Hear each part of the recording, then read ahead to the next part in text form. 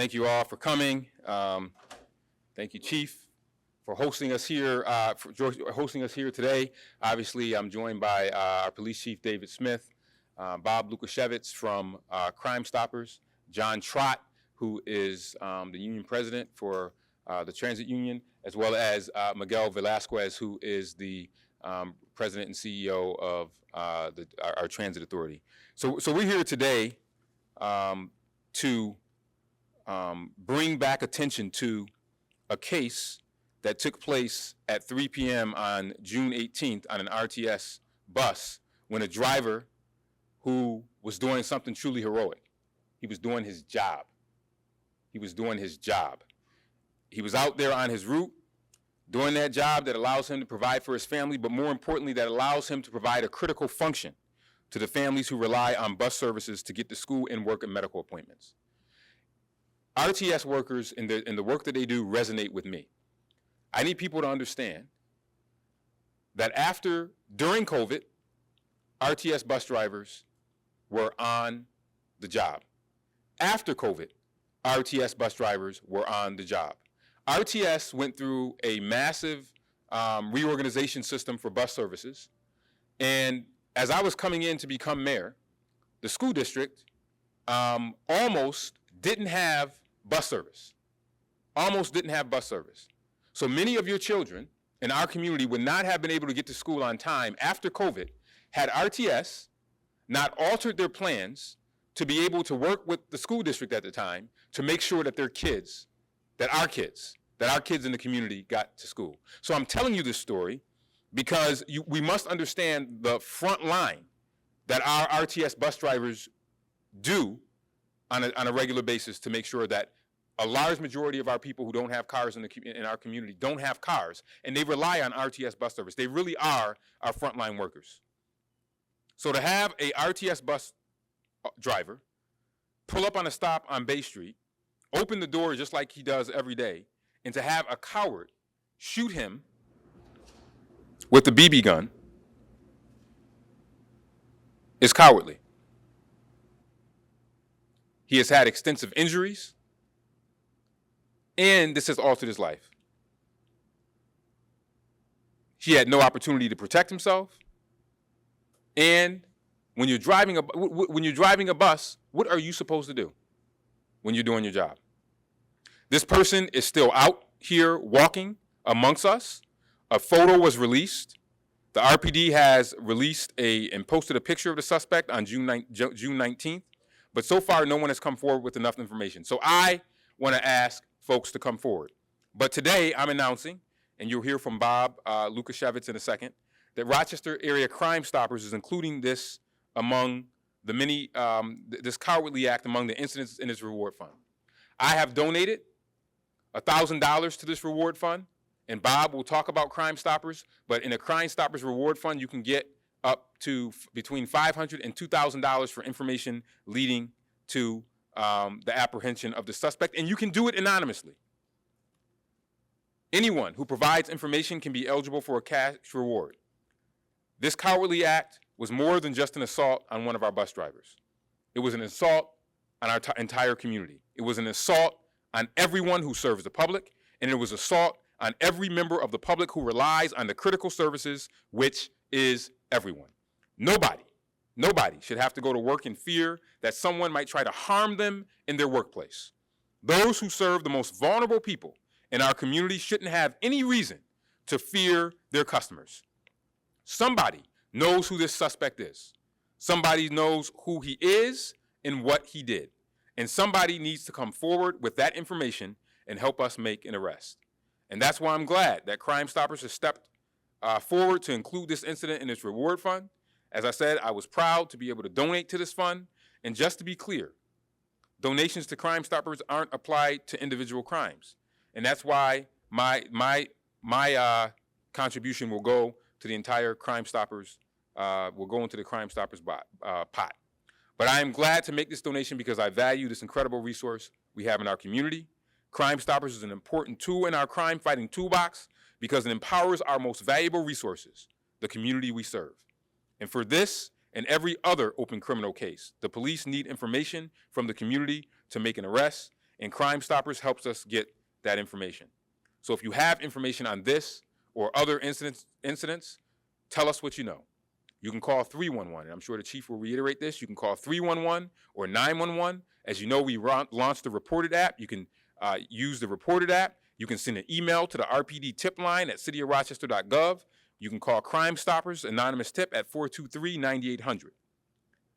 Cowards like this don't deserve our silence, and we need the community to step up. And the community has been doing a great job in helping us with information. The chief can talk about the numbers of our non-fatal shootings and how we have improved upon those numbers. How in just a homicide last week, because of the community's help, we made an arrest. So we have shown that we have been able to bring people to justice when they perpetrate heinous crimes in our community. Now I want to turn it over to our police chief, David Smith, who will talk more about this incident. Chief.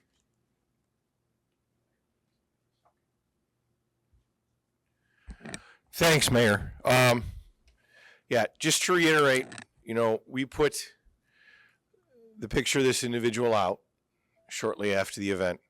It is a very, very, very clear picture. So, the fact that we have been unable to generate any leads tells me probably, I would think, that, folks, again, see non-fatal shooting or non-life-threatening injuries and they just go about their day. Well, this bus driver is not just going about his day. He's had to have more than one surgery, even though this was a BB gun. So this is a life-altering injury. This is a life-altering event. Captain Bello is going to re-release the photo. It'll be on all of our media sites. I encourage everyone, please take a minute out of your day, take a look at the photo.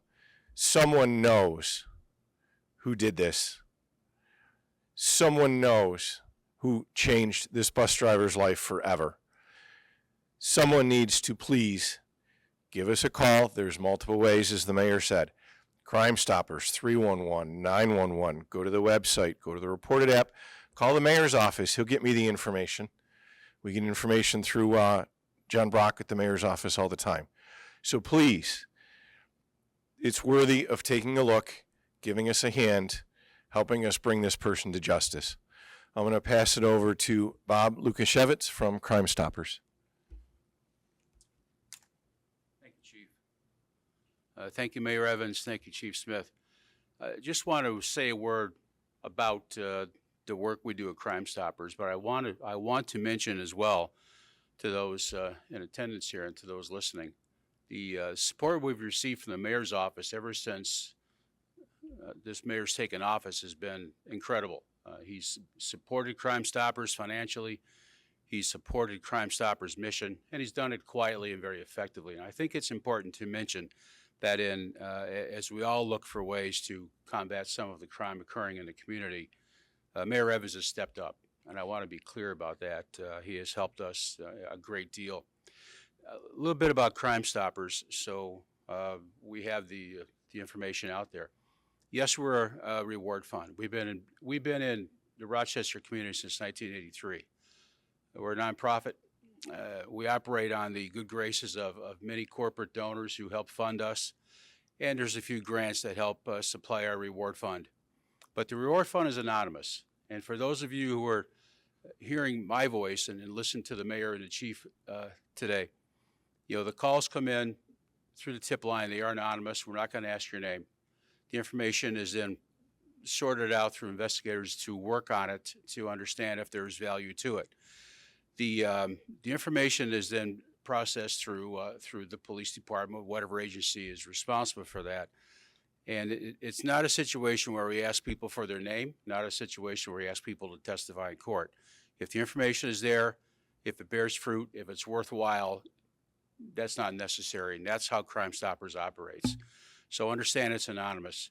As the mayor mentioned, the rewards we offer range from $500 to $2,000. It's on our website, and that's substantial. And this particular crime is a serious crime, and we're going to put our resources to work with the mayor and the RPD Police Department to help see if we can solve this thing. So I want to get that message out. Crime Stoppers is a valuable asset that we need to take advantage of. Again, look at the website, Rochester Area Crime Stoppers. This stuff is all out there. We have a number of initiatives that we support, general reward fund and other funds that go along with that, but we have the money to support this, and we would like nothing better than to pay reward out for this particular crime. So please look at that, pay attention to this, and remember, it is anonymous, and we will do what we can to help solve this particular crime. Okay. Thank you. Thank you. Thank you, Bob, and thank you for all your leadership at Crime Stoppers and for being such a great partner with the city of Rochester. I now want to call to the podium Miguel Velasquez, who is our leader at RTS, another great city partner. Miguel. Thank you, Mayor Evans. Thank you, RPD and Crime Stoppers, for raising awareness around this issue and for your leadership in helping to identify the person who inflicted harm to one of our drivers. I also want to thank John Trott, his GRTA board member and the union president representing our RTS drivers, for his support in keeping our drivers safe. Like the mayor said, I don't have much to add. Our drivers are there every day providing a critical service to our community. They are people who are there to make sure that our community, our residents, get to important appointments, whether it is school, jobs, healthcare appointments, you name it. And they go out there not thinking that they won't be able to get back home safely to their families. We train them to provide excellent customer service. We train them to be kind to our customers, especially those in crisis. And so we ask, I use this opportunity to ask that the community is also kind to them.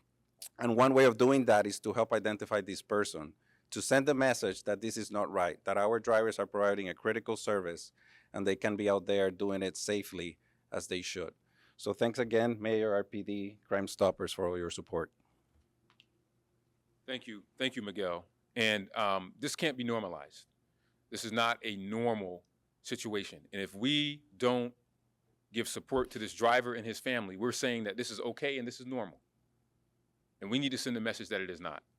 I now want to call lastly to the podium my good friend John Trott, who represents the drivers, as Miguel has said, and he can talk to you about how I spoke to the driver. And the driver, he is just such a good man with a sunny disposition, because I think I would have been a lot more angry than he was. All he said was, when I talked to him, was he said, I hope that this person can be taken off the street. And I would even appeal to the individual. Come down here and turn yourself in. You don't want to be on the run. Come down here to the public safety building and turn yourself in. But if you're not going to do that, someone knows who this is. Family member might know who he is, a friend, but he altered someone's life. And this gentleman, this person, this perpetrator, should not be walking among us, not being held accountable for injuring an innocent man. So I want to have John just come forward, who represents the workers at the Transit Authority. John. Good morning, everybody. I want to thank Crime Stoppers, RPD. Thank you for helping out. The driver's name is Oscar. I mean, everybody explained how it changed his life, but I definitely want to thank the mayor. The mayor was the first one that called ATU and got Oscar's name, called Oscar, and was very worried. The next day, I got a call from the deputy mayor. They're on top of this. I've met the mayor a couple times at a couple events before this. I can feel it in his voice that this is hurting him, that we have not caught this individual. I want to thank my ATU members who go to work every day and go into the roughest neighborhoods and have to worry if they can go home that night. So everybody, thank you. I hope we catch this guy, and so we can continue to be safe out on these roads. Thank you.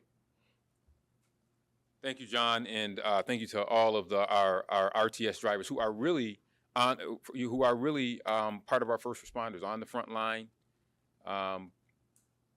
Frontline workers. Frontline workers keep our city going.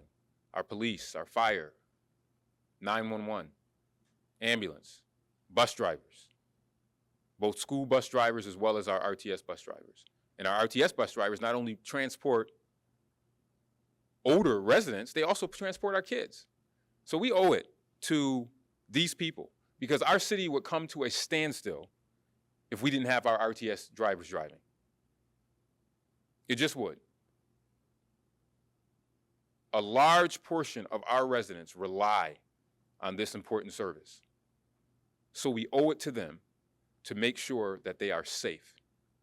And how we can do that is by making sure that people come forward and provide information to Crime Stoppers, to the chief's office, to the mayor's office, to RTS. If you have information about this heinous act, please come forward.